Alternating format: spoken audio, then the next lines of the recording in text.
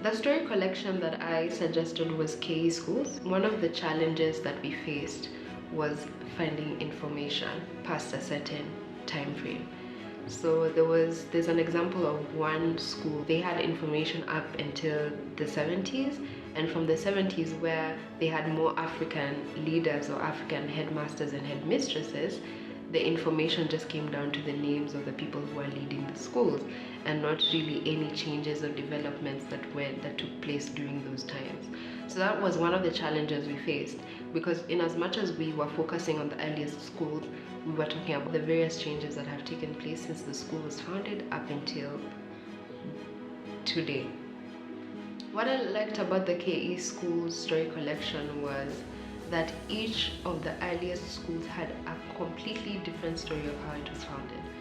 Where one school was founded by a father who wanted to educate his daughters, another school was formerly a sanatorium for insane people or soldiers who would come from the war, and then was abandoned and then became a school.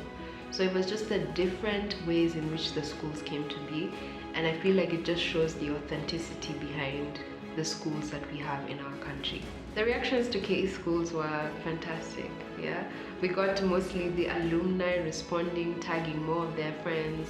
One of the responses that stood out came from one of the all-girls schools that we featured, and it was really tied to the etiquette that this particular reader learned while there.